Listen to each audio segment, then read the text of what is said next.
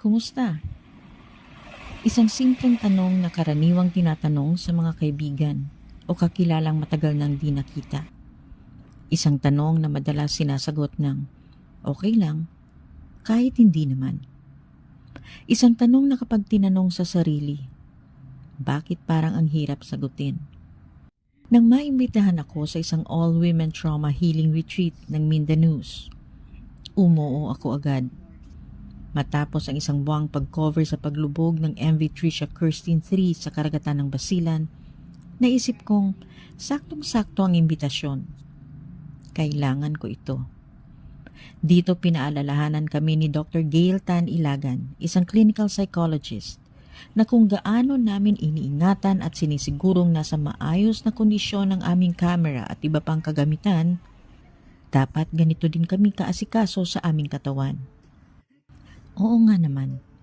Kahit hilong-hilo na sa biyahe, Boss, lubog na boss. Lubog na, lubog. oh shoot. Kahit sunog na kami sa araw, kahit ilang beses kaming nalipasan ng gutom, at kahit hapong-hapo na sa pagod, di kami nagpahinga. Hindi lang dahil kikita kami sa bawat storya, kundi dahil may mga pamilyang naghihintay ng update mula sa amin sa dagat. Iilan lang kaming sumasabay sa bawat biyahe ng PCG patungong Baluk-Baluk. Hinahanapan kami ng mga pamilya kung lilipas ang araw na di kami nakapag-live. Sa unang beses na nandun kami, halos hating gabi na kaming nakauwi. Masyadong madilim sa gitna ng dagat. Sobrang lamig ng hangin. Nakakatakot ang alon. Di ko halos maisip ang nararamdaman ng mga biktima habang palutang-lutang sila sa dagat nang walang kasiguraduhan kung sila ay maliligtas. Sa kalayuan, tanaw ang Baluk-Baluk Island. Marami ang nagsasabi na malas daw ang karagatang ito sa mga barko. Dahil hindi lang isang beses may naaksidenteng barko dito. Nung pinavisualize at pinapinta kami ni Amanda Echeverria ng imahe bilang bahagi ng art therapy, ang Baluk-Baluk Island ang naisip ko.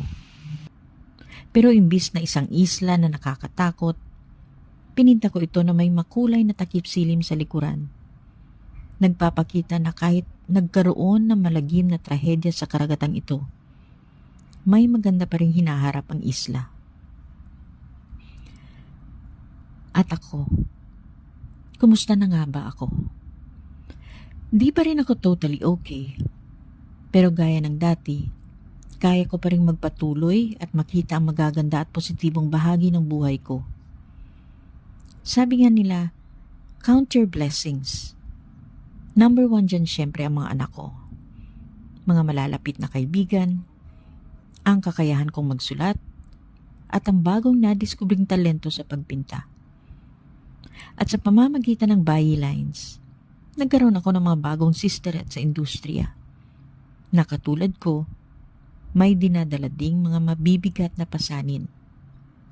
At katulad ko, nagpapatuloy sa araw-araw, kahit mahirap, kakayanin.